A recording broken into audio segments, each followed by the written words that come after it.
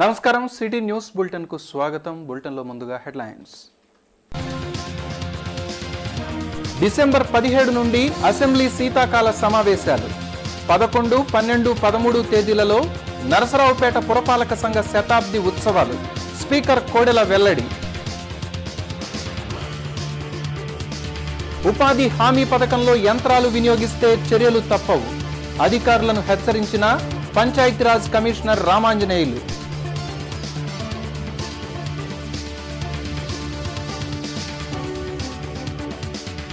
హెచ్ఎంలతో సమావేశమైన common board secretary Ramakoteswararao 10వ తరగతి పరీక్షల నిర్వహణకు తగిన ఏర్పాట్లు చేసుకోవాలని సూచన.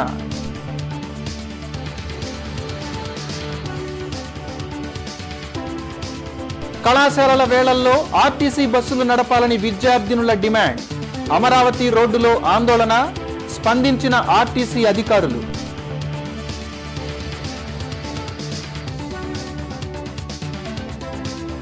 రాష్ట్రంలో వ్యవసాయ ఎమర్జెన్సీ ప్రకటించాలి. మాజీ ఎంపీ యలమంచిలి శివాజీ అభిప్రాయం.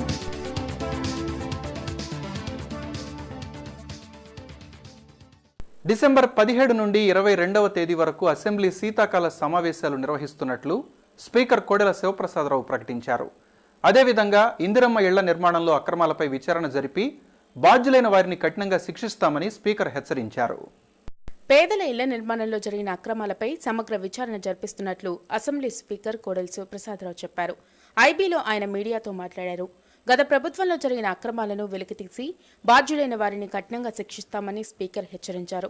అదేవిధంగా సత్తెనపల్లి నియోజకవర్గంలో 30,000 మరుగుదొడ్ల నిర్మాణాలను పూర్తి చేసి గిన్నీస్ బుక్లోకి ఎక్కగా అదే స్ఫూర్తితో నర్సరావుపేటలో కూడా మరో 10,000 మరుగుదొడ్ల నిర్మాణం చేపడుతున్నట్లు ఆయన వెల్లడించారు. వీటితో పాటు 5 లక్షల రూపాయల వ్యయంతో నూతనంగా పేదల గృహాలను నిర్మిస్తున్నట్లు తెలిపారు. ఈ జిల్లాలో సత్తెనపల్లిలో గిన్నిస్ బుక్ ఆఫ్ రికార్డ్స్లోకి ఎంటర్ అయినటువంటి 20,174 గ్రామీణ వ్యక్తిగత మరుగుదొడ్ల కార్యక్రమం విజయవంతంగా పూర్తయింది. ఇప్పుడు నరసరావుపేటలో గ్రామీణ ప్రాంతాల్లో 10,000 మంది పేదవాళ్ళకి వ్యక్తిగత మరుగుదొడ్ల నిర్మాణం డిసెంబర్ 2వ వారం నాటికి పూర్తవుతుంది. అదేవిధంగా నూతన గృహ నిర్మాణ పథకం పేదవాళ్ళకి, అంటే గతంలో 50,000, 70,000 రూపాయలు ఇంటికి ఇచ్చి దాంట్లో అనేక అక్రమాలు జరిగి దాదాపు 50% నిధులు కార్యక్రమం దుర్వినియోగం జరిగిన నేపథ్యంలో వాటిపైన విచారణ జరిపిస్తున్నాం. దోషుల్ని తప్పకుండా శిక్షించడం జరుగుతుంది. ఇప్పుడు అలా కాకుండా నిజమైన లబ్ధిదారులకి 2-3 తరాలు నివాసయోగ్యంగా ఉండే ప్రభుత్వ గృహ నిర్మాణ పథకాన్ని చేపడుతున్నాం. డిసెంబర్ 17 నుండి 22వ తేదీ వరకు అసెంబ్లీ శీతాకాల సమావేశాలు నిర్వహిస్తున్నట్లు స్పీకర్ ప్రకటించారు. ప్రత్యేక హోదా, ఎజెండాలోని అంశాలను ఈ సమావేశాలలో చర్చిస్తామని ఆయన పేర్కొన్నారు. అసెంబ్లీ అన్న తర్వాత ఎజెండా ఉంటుంది. ఎజెండాకి సంబంధించి కూడా కొన్ని చర్చలు ఉంటాయి.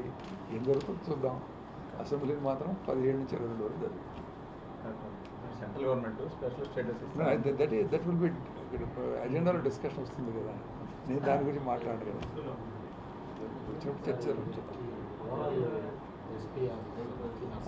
ఇప్పుడు అది అడిగారు. మాకు 20 ఎకరాలు కావాలని డిపార్ట్మెంట్ అడిగారు. మేము 20 ఎకరాలు ఇచ్చాం. అది కూడా అన్నీ సజావుగా జరిగితే ఈ శతవసంతాల వేడుక సందర్భంగానే డిపిఓ ఆఫీస్ కూడా పునాది వేడి జరుగుతుంది. నరసరావుపేట ఉపాధి హామీ పథకం అమలు, గ్రామీణ అభివృద్ధిపై జెడ్పీలో సమీక్షా సమావేశం జరిగింది. పంచాయతీరాజ్ కమిషనర్ రామాంజనేయులు ముఖ్య అతిథిగా పాల్గొని అధికారులతో సమీక్షించారు. ఉపాధి హామీ పథకంలో యంత్రాలు ఉపయోగించే అధికారులపై కేసులు పెడతామని పంచాయతీరాజ్ కమిషనర్ బి రామాంజనేయులు హెచ్చరించారు. ఎన్ఆర్యూజీపీ గ్రామీణ అభివృద్ధిపై జెడ్పీలో ఆయన అధికారులతో సమీక్షించారు. ఉపాధి హామీ పథకం కేవలం కూలీలకు మాత్రమే కేంద్రం ప్రవేశపెట్టిందని ఆయన చెప్పారు. ఇలాంటి తరుణంలో పనిలేని కూలీలకు ఉపాధి హామీ పథకం ద్వారా పూర్తి స్థాయిలో పనులు కల్పించాలని ఆదేశించారు. కూలీ లేని ప్రాంతాల్లో మాత్రమే ప్రత్యామ్నాయంగా యంత్రాలను ఉపయోగించే అవకాశాలు ఉన్నాయని తెలిపారు. కూలీలు ఉన్న చోట యంత్రాలను ఉపయోగిస్తే అధికారులు జైలుకు వెళ్లే ప్రమాదం ఉందని పేర్కొన్నారు. గ్రామంలో కుంటలు తవ్వి భూగర్భ జలాలు పెంచి నీటిని నిల్వ చేసేందుకు ప్రయత్నాలు చేయాలని సూచించారు. దీని ద్వారా పంటలు ఎండిపోకుండా ఉండి రైతులు నష్టపోకుండా ఉంటారని రామాంజనేయులు వివరించారు. ఇంత కరువున్నా అక్కడ కరువు బారిన పడినటువంటి రైతాంగం తగ్గిపోయారు. ఎందుకంటే పామ్ ఫండ్స్ కొట్టుకున్నారు. ప్రతి రైతు పామ్ ఫండే. ఎందుకంటే వర్షం వచ్చినప్పుడు ఎక్కడ ఆగుతుందో ఆ రైతుకు తెలుసు. ఆ ఆగే చోట ఒక పెద్ద చెరువు చేసుకుంటున్నాడు. చెరువు అంటే మనకు పెద్ద చెరువు, ఆయన చిన్న చెరువు అంతే. సో నీళ్ళు వచ్చేసి అక్కడ ఆగుతాయి. ఆగిపోతే ఆ నీళ్ళు అన్ని పర్కులేట్ అయిపోయి మళ్ళీ ఆ పొలంలోనే ఉంటాయి. సో నెలకు ఎండిపోయే పొలము 2 నెలలు కూడా ఎండదు. ఎందుకంటే ఈ వాటర్ అంతా ఉంటుంది కాబట్టి. అవసరం పోతే ఆయన చెంబులతోనూ బిందెలతోనూ నీళ్లు వేస్తూ ఉంటాడు. ఏ మొక్కను కూడా చనిపోనివ్వడు. సో ఇది ఒక కార్యక్రమం. ఇది నరేగాలో మీకు 100% చేసుకోవాల్సిన కార్యక్రమం. ఎందుకు చేయరు మరి? ఈ మాచర్ల ఈ ఏరియా అంతా ప్రతి పొలానికి ఒక పెట్టండి టచ్ పాయింట్. అది ఎందుకు ఆలోచించారు? ఈ రైతు వద్దంటాడా? 5 సెంట్లు ల్యాండ్ వేస్ట్ అవుతుందని ఆయన రైతే కాదు నా దృష్టిలో. వర్షం వేస్ట్ అనాలి ఆయన లెక్క. ఆయన 5 సెంట్లు వేస్ట్ 100 సెంట్లు ల్యాండ్లో 5 సెంట్లు ల్యాండ్ అంటే వేస్ట్ అంటే మన పునాదిలో వేస్తాము ఇల్లు కట్టేటప్పుడు. ఈ సమావేశంలో జడ్పీ సీఈఓ సుబ్బారావు, ఇతర అధికారులు పాల్గొన్నారు. 10వ తరగతి పరీక్షల నిర్వహణకు జిల్లా విద్యాశాఖ కసరత్తు ప్రారంభించింది. ఈ మేరకు ప్రైవేట్ స్కూల్స్ ప్రిన్సిపల్స్, హెచ్ఎంలతో విద్యాశాఖ అధికారులు సమీక్షించారు. 10వ తరగతి పరీక్షలు సమీపిస్తున్నందున తగిన ఏర్పాట్లు చేసుకోవాలని కామన్ బోర్డు సెక్రటరీ రామకోటేశ్వరరావు సూచించారు. పబ్లిక్ పరీక్షలకు హాజరయ్యే విద్యార్థుల అప్లికేషన్లు సక్రమంగా ఆన్లైన్లో పొందుపరచాలని ఆయన తెలిపారు. జూన్ 2015లో ఎగ్జామ్ రాసి ఎవరైతే ఫెయిల్ అయి ఉన్నారో వాళ్ళకు మాత్రమే ఇది వర్తిస్తుంది. జూన్ 2015లో ఫెయిల్ అయి ఇప్పుడు అపియర్ కాబోయే విద్యార్థి కనుక ఉన్నట్లయితే వాళ్ళ యొక్క roll number, previous roll number ఎంతైతే ఉందో దాన్ని ఇక్కడ నమోదు చేయాలి. రెగ్యులర్ క్యాండిడేట్స్ ఇది అవసరం లేదు. తర్వాత రిమార్క్స్ అన్నాడు. రిమార్క్స్ అన్న దగ్గర విద్యార్థి యొక్క చలానా నెంబర్ వేయండి. అక్కడ ఆ ఫీజు కట్టినటువంటి చలానా నెంబర్, డేట్ దాన్ని నమోదు చేస్తే సరిపోతుంది. మరి ఈ సంవత్సరం కొత్తగా అదనంగా చేసినటువంటి అంశం ఏంటంటే క్యాండిడేట్ యొక్క ఆధార్ నెంబర్. ఇప్పుడు విద్యార్థులందరికీ కూడా ఆధార్ నెంబర్ ఉంది కాబట్టి ఆధార్ నెంబర్ మొత్తాన్ని కూడా అక్కడ ఇచ్చినటువంటి బాక్సుల్లో దాన్ని కూడా నమోదు చేయవలసి ఉంటుంది. ఈ విధంగా ప్రతి విద్యార్థి యొక్క సమాచారాన్ని ఈ నామినల్ రూల్లో మొట్టమొదట మీరు తయారు చేసుకోవాలి. రాష్ట్రంలో వ్యవసాయ అత్యవసర పరిస్థితిని ప్రకటించాల్సిన అవసరం ఉందని మాజీ ఎంపీ యలమంచిలి శివాజీ అన్నారు. వర్షాలు లేక వేసిన పంటలకు దిగుబడి రాక రైతులు సంక్షోభంలో ఉన్నారని శివాజీ చెప్పారు. వర్షాలు కురవకపోవడంతో గుంటూరు, కృష్ణా, ప్రకాశం జిల్లాలలో వరి సాగుతో పాటు ఇతర పంటలు పూర్తిగా దెబ్బతిన్నాయని తెలిపారు. కష్టాల్లో ఉన్న అన్నదాతకు భరోసా కల్పించాల్సిన బాధ్యత ప్రభుత్వంపై ఉందని శివాజీ అన్నారు. గుంటూరులో నిర్మించనున్న వ్యవసాయ యూనివర్సిటీ కేంద్ర పరిధిలో ఉన్నప్పుడే రాష్ట్రానికి ప్రయోజనం కలుగుతుందన్నారు. కృష్ణా, గుంటూరు జిల్లాల్లో, ప్రకాశం జిల్లాలో కొంతవరకు కూడా 13 లక్షల ఎకరాల్లో డెల్టా కింద సాగు చేయాల్సిన వ్యవసాయ విశ్వవిద్యాలయం కేంద్ర పరిధిలో వచ్చినట్లయితే 1500 కోట్ల రూపాయలు కేంద్ర ప్రభుత్వం దాని మీద పెట్టుబడి పెడుతుంది. All India institute of medical sciences లాగా, ఒక ఐఐటి లాగా, ఒక ఐఏఎం లాగా, ఒక సెంట్రల్ యూనివర్సిటీ లాగా వ్యవసాయ విశ్వవిద్యాలయం కూడా కేంద్ర పరిధిలో ఉంటే దానికి మరింతగా ప్రయోజనం మన ప్రాంతానికి జరుగుతుంది. ఆర్టీసీ బస్సు సర్వీసుల కుదింపుపై విద్యార్థులు భగ్గుమన్నారు. తొలగించిన సర్వీసులను పునరుద్ధరించాలంటూ అమరావతి రోడ్డులోని సెయింట్ ఆన్స్ మహిళా కళాశాల వద్ద మూకుమ్మడి ధర్నా నిర్వహించారు.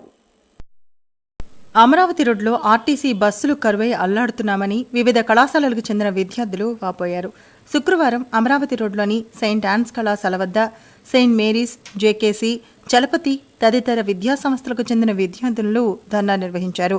తమ ఊర్ల నుండి కళాశాలకు రాకపోకలు సాగించేందుకు అమరావతి రోడ్ రూట్లో 14 బస్సులు ఉండేవన్నారు. అయితే 6 బస్సులు మాత్రమే నడుపుతున్నారని చెప్పారు. నేడు 1-2 మినహా మిగిలిన బస్సులు సైతం తొలగించారన్నారు. గతంలో మాదిరిగా బస్ సర్వీసులను అందుబాటులో ఉంచాలని డిమాండ్ చేశారు. స్పందించిన పోలీస్, ఆర్టీసీ అధికారులు అక్కడికి చేరుకొని న్యాయం చేస్తామని హామీ ఇచ్చారు. మాకు బస్సులు టైమింగ్సే ఫాలో అవ్వట్లేదు.